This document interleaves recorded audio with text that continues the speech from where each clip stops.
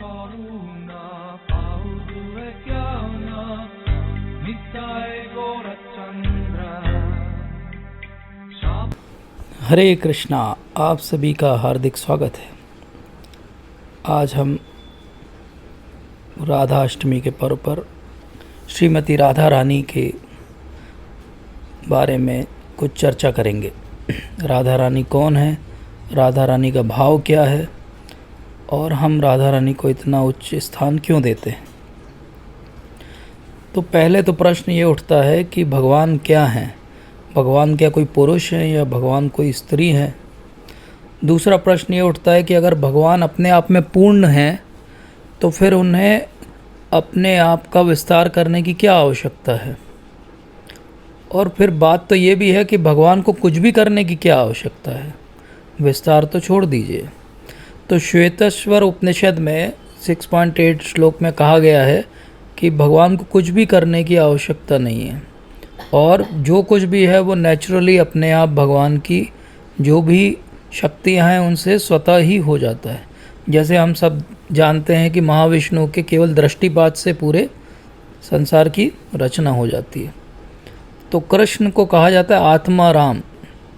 तो भगवान तो आत्मा राम है, लेकिन भगवान अपनी लीला करने के लिए क्या करते हैं, एको बहुश्यामी। वो ये निर्णय करते हैं कि मैं एक हूँ लेकिन मैं अनेक रूपों में अपने आप को विस्तार करूँगा। और इसी में भगवान क्या करते हैं, धरे दोई रूप लीला आस्वादित। ऐसा चैतन्य चरितामृत में कहा गया है कि 2 रूप उन्होंने लीला के आस्वादन करने के लिए धारण किए। तो ये सिद्धांत और लीला की बात है।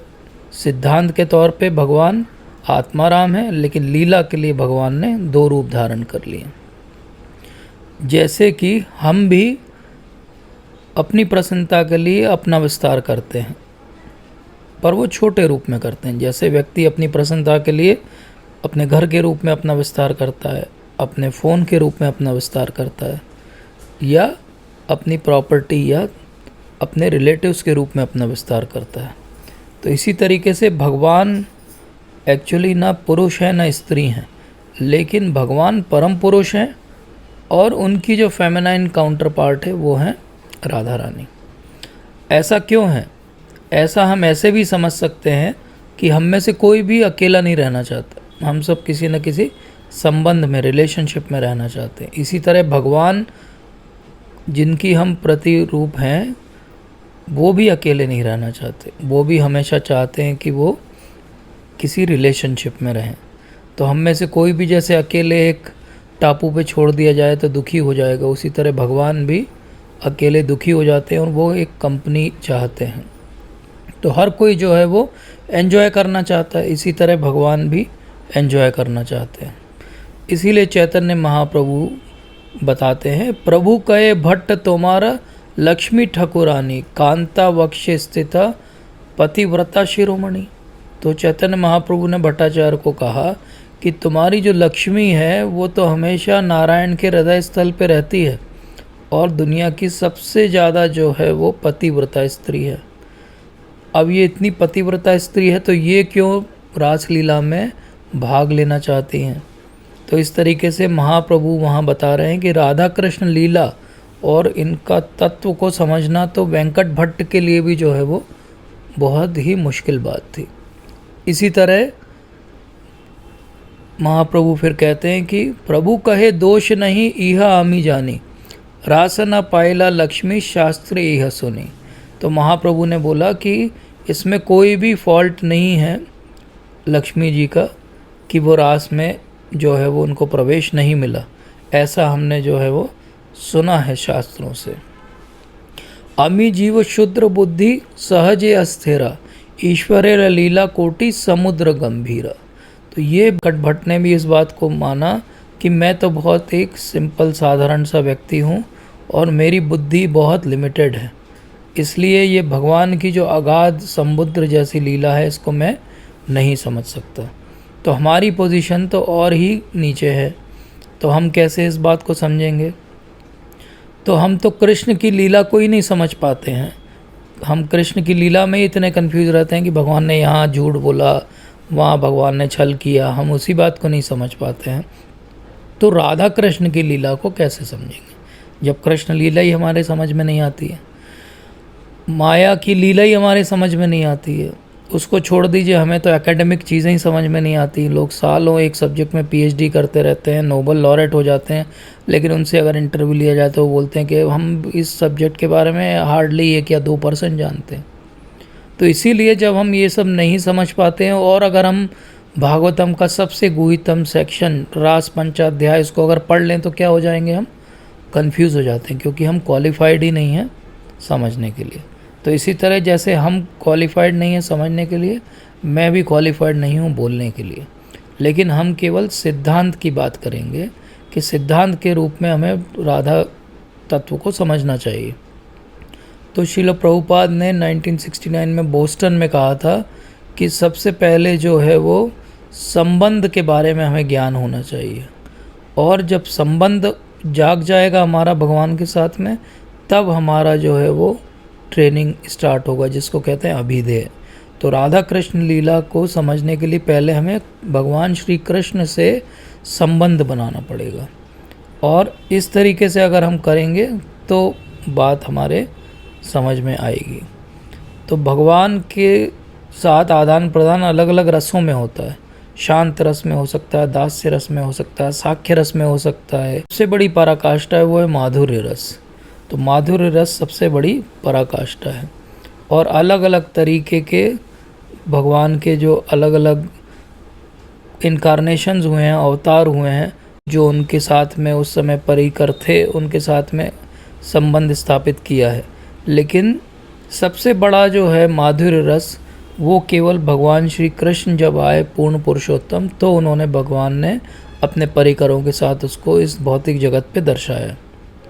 तो डायरेक्ट अगर हमें भगवान के साथ में इन किसी भी रास में संबंध स्थापित करना है, चाहे वो शांत रस हो, चाहे दास्य रस हो, चाहे साक्य रस हो, चाहे वात्सल्य रस हो, चाहे माधुर्य रस हो, तो हमें एक स्टेप से चालू करना पड़ेगा। हम सीधे माधुर्य रस पे नहीं जा सकते, और यही सबसे बड़ी गलती ज़्यादातर लोग करते हैं। इसी को कहते हैं सहजिया। तो लोग एकदम से वृंदावन में जाते हैं, राधे राधे करने लगते हैं। तो ये क्या है, ये सहजिया भाव है। असली में अभी तो हमारा शांत रस और दास्य रस ही पूर्णतः जो है विकसित नहीं हुआ, तो माधुर्य रस कहाँ से विकसित हो जाएगा। तो इसी तरीके से शांत रस और दास्य रस जब विकसित होगा, फिर साख्य रस की बारी आएगी, और फिर उसके बाद में जो है वो जैसे माता यशोदा और नंद महाराज हैं, ऐसा हमें वात्सल्य भाव, और फिर उसके बाद जो है माधुर्य रस आएगा। हम लोग बहुत फॉर्चुनेट हैं कि हमें माधुर्य रस जो है हमारे परंपरा में मिला है, लेकिन हम एकदम उस पर जंप नहीं कर सकते। और जब तक हम साधना भक्ति कर रहे हैं, वैदी भक्ति कर रहे हैं, तब तक हम वहाँ पे जंप नहीं कर सकते। तो भगवत गीता में भगवान इसीलिए कहते हैं कि हम जितनी भी स्त्रियां हैं, इन सब में मैं कौन हूँ, मैं उनकी कीर्ति हूँ, श्री हूँ। और यहाँ पे इनडायरेक्टली वो राधा रानी की ही बात कर रहे हैं। तो राधा रानी को क्या क्या कहा जाता है, राधिका कहा जाता है, राधा रानी कहा जाता है, राधे कहा जाता है। और ये जो राधा शब्द ये कहाँ से आया, संस्कृत की धातु रध से आया। इसका मतलब क्या है, आराधना करना। और रानी का अर्थ होता है जो कहीं की क्वीन है। तो इस तरीके से जो इस पूरी आराधना की क्वीन है, क्वीन ऑफ वर्शिप है, वो कौन है, वो श्रीमती राधा रानी है। क्योंकि परकीय भाव जो है वो स्वकीय रस से ज़्यादा बड़ा माना गया है। तो राधा रानी की सबसे बड़ी महिमा क्या है कि वो महाभाव स्वरूपणी है। जो भाव के ऊपर महाभाव होता है वो केवल राधा रानी के पास है। और उनकी दूसरी सबसे बड़ी महानता है कि वो कृष्ण को भी अपने वश में कर लेती हैं, जो कि बाकी सबको अपने वश में कर लेते हैं।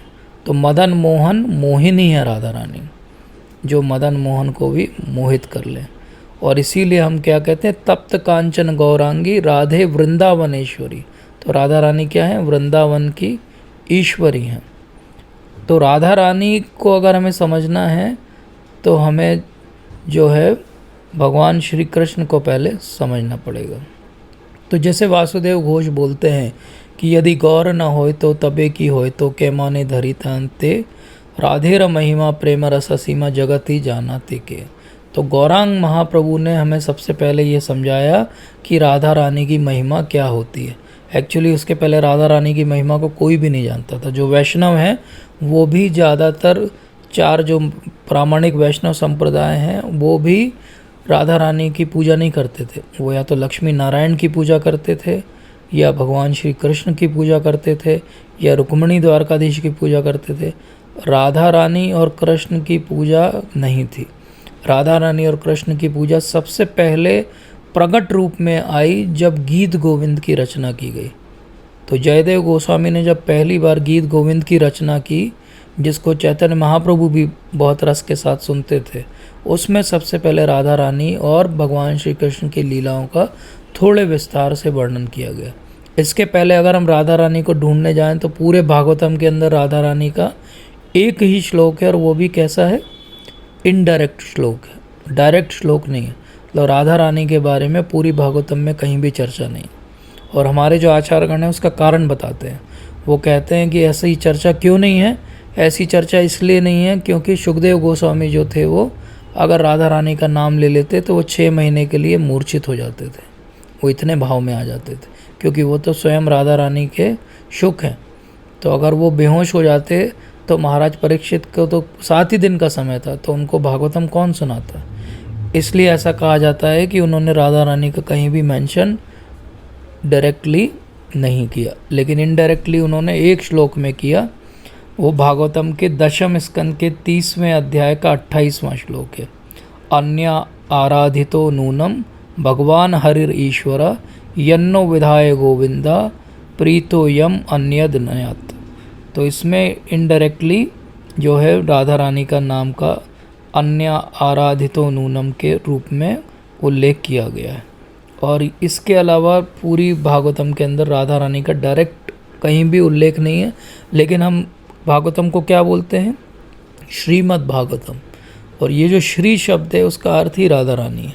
तो एक्चुअली श्रीमद् भागवतम के नाम में ही राधा रानी है, लेकिन डायरेक्टली कहीं भी उनका मेंशन नहीं है। तो राधा रानी ने क्या किया? राधा रानी ने ये किया कि भगवान जो भगवद गीता में कहते हैं ये यथामाम प्रपद्यन्ते, जो कि नियम कायदे वाले भगवान हैं, उनको उन भगवान कृष्ण को राधा रानी ने चैतन्य महाप्रभु मतलब प्रेम अवतार बना दिया। तो ये जो चैतन्य महाप्रभु का अवतार हुआ वो भी कारण क्या है? राधा रानी है। अगर राधा रानी नहीं होती तो चैतन्य महाप्रभु का अवतार भी नहीं होता। तो राधा रानी की ग्रेटनेस और क्या है? उनकी ग्रेटनेस है कि उनके आसपास सब हैं। देखिए ब्रह्मा जी भी हैं दानगढ़ में, मानगढ़ में, नारद मुनि और शिव जी भी हैं गोपियों के रूप में, उद्धव भी हैं वहाँ पे छोटे से एक तृण के रूप में कुसुम सरोवर में। और इन सब ने अपनी स्पीशीज़, अपना जेंडर और अपना जीवन सब कुछ बदल दिया केवल राधा रानी का संग पाने के लिए। तो सोचिए राधा रानी कितनी जो है वो महान है कि ये बड़े बड़े जो महाजन हैं उन्होंने अपने अपने सब चीज़ें बदल दी केवल राधा रानी का संग पाने के लिए। इसी को कहते हैं करुणाम कुरुमयी करुणा भरिते सनक सनातन वर्णित चरित। रूप गोस्वामी कहते हैं कि आप इतनी महान हैं क्योंकि आप भगवान की जो है वो आह्लादिनी शक्ति हैं। तो अब हम अंत में बात करेंगे कि राधा रानी किस तरीके से भगवान श्री कृष्ण को 4 विशेष रूपों से उनकी सेवा करती है। तो दामोदर रति वरधन वेशे, तो केवल अपने जो वेशभूषा है उससे राधा रानी जो है वो भगवान श्री कृष्ण को अपनी तरफ आकर्षित कर लेती हैं। दूसरा, राधा रानी भगवान श्री कृष्ण के लिए बहुत प्रेम पूर्वक जो है वो भोजन पकाती हैं, और वो इतना अच्छा है कि वो आज तक उन्होंने अपनी कोई भी रेसिपी को रिपीट नहीं किया है। तो कितनी महान जो है वो प्रेम है राधा रानी का कि उन्होंने भगवान श्री कृष्ण के लिए जो भी आज तक रेसिपी बनाई है उनमें से किसी भी व्यंजन को आज तक उन्होंने कभी भी दोबारा नहीं बनाया, हर बार कुछ नया बनाती हैं। तीसरे तरीके से वो राधा रानी कैसे कृष्ण की सेवा करती हैं कि वो इतना सुंदर नृत्य करती हैं बरसाना में कि वो जो है वो राधा के नृत्य को देख के कृष्ण जो है वो एकदम भाव विह्वल हो जाते हैं। और बरसाना में तो ये भी कहा जाता है कि इवन म्यूज़िक और डांस का जो ज्ञान है कृष्ण को, वो किसने दिया है उनको? राधा रानी ने दिया है। और परकीय रास का जो भाव है वो भगवान श्री कृष्ण को उसका अनुभव करना है, तो राधा रानी इतनी उनके लिए जो है वो डिवोटेड है कि वो अभिमन्यु से शादी कर लेती हैं ताकि भगवान श्री कृष्ण परकीय रास के भाव को जो है अनुभव कर पाएँ। इसी तरीके से राधा रानी हम सब भक्तों को भी 5 तरीके से जो है वो हमारी भी हेल्प करती हैं। पहली, वो हमें प्रोटेक्शन देती हैं। जैसे कि एक बहुत सुंदर कथा है कि एक जैकाल जो है वो भेड़िया बहुत ज़्यादा रो रहा था वृंदावन में, तो राधा रानी भेजती हैं ललिता को और उनको उस भेड़िए को अपने पास बुला लेती हैं, अपने चरण कमलों में स्थान दे देती हैं। राधा रानी है जो हमें भगवान श्री कृष्ण को रिकमेंड करेंगी। तो अगर हमें भगवान श्री कृष्ण की सेवा में नियुक्त होना है तो वो राधा रानी के सहारे ही होने वाला है। राधा रानी है जो हमारा इंस्पिरेशन है कि जिस तरीके से राधा रानी भगवान श्री कृष्ण की सेवा करती हैं ऐसे ही हमें भी करना है। और राधा रानी है जो हमें प्रॉपर इंस्ट्रक्शन देती हैं पर्सनल एग्जाम्पल से। कैसे? क्योंकि जो भी मंजरियाँ हैं जो गोस्वामियों के रूप में आई हैं वो भी सब राधा रानी की सखियाँ हैं, और वो आके यहाँ पे हमें सिखा रहे हैं कि कैसे भगवान श्री कृष्ण की सेवा में हमें अपने आप को नियुक्त करना है। और फाइनली हमें यहाँ से मुक्ति भी कौन देंगी? राधा रानी देंगी। तो इस तरीके से हमें क्या करना है? हमें राधा कृष्ण की एक साथ भक्ति करना है और उनको अलग अलग समझ के भक्ति नहीं करना है। तभी हम जो है श्रद्धा जो हमारी धीरे धीरे विकसित होगी साधु संग में भजन क्रिया करके, और धीरे धीरे निष्ठा आएगी, रुचि आएगी, आसक्ति आएगी, और फिर एक समय आएगा जब भगवान के लिए हमारा प्रेम जागृत हो जाएगा। तो भगवान के लिए प्रेम किससे जागृत होगा? राधा रानी की कृपा से जागृत होगा। इसलिए राधा रानी की सेवा करना बहुत ही आवश्यक है। और राधा रानी को हम कैसे कैसे याद कर सकते हैं? राधा रानी को बहुत अच्छे अच्छे सुंदर नाम हैं उनके जिनसे हम याद कर सकते हैं। तो आज के सत्र में हम बस अंत में राधा रानी के बहुत सुंदर नामों का उल्लेख करेंगे। तो राधा, राधे, राधिका, इसका अर्थ क्या है? जो सबसे ज़्यादा भगवान श्री कृष्ण की सेवा आराधना करती हों वो हैं राधा। श्री, श्री जी, ये हम सब ने सुना है, खासकर वृंदावन में बोलते हैं राधा रानी को, क्योंकि ये पूरी जो श्री है, जो संपदा है उसकी लक्ष्मी है ये। माधवी, माधव जो है भगवान श्री कृष्ण का नाम है, तो उनकी फेमिनाइन काउंटर पार्ट माधवी हो जाएंगी। केशव भगवान श्री कृष्ण का नाम है, तो केशवी हो जाएंगी। अपराजिता मतलब जिनको कोई भी जीत ना सके। किशोरी, क्योंकि वो हमेशा यूथफुल रहती हैं, कभी भी वृद्ध नहीं होती। नित्या, क्योंकि वो हमेशा शाश्वत हैं। नित्य गेहिनी, क्योंकि वो हमेशा से राधा रानी जो है कृष्ण की इटर्नल वाइफ है। गोपी, क्योंकि वो गोपियों के रूप में उनका जन्म हुआ है। श्यामा, क्योंकि श्याम सुंदर की सबसे जो है वो चहेती हैं वो। गौरांगी, क्योंकि उनका कलर जो है वो जैसा है जैसे कि पॉलिश्ड गोल्ड हो, मॉल्टन गोल्ड हो। उनको प्रकृति भी कहा जाता है, और रसेश्वरी और रसप्रिया भी कहा जाता है। कृष्ण कांता, कृष्ण वल्लभा और कृष्ण प्रिया भी कहा जाता है। मनोहरा, त्रिलोक सुंदरी, कामेशी, कृष्ण संयुक्ता, वृंदावनेश्वरी, वेणुरति, माधव मनोहरिणी भी कहा जाता है। इस तरीके से अगर हम नारद पंचरात्र पढ़ेंगे तो नारद पंचरात्र में श्री राधिका सहस्र नाम स्तोत्रम है, जिसमें कि ये हमने कुछ नाम आपको बताया, ऐसे 1000 नाम राधा रानी के लिखे हुए हैं इसमें।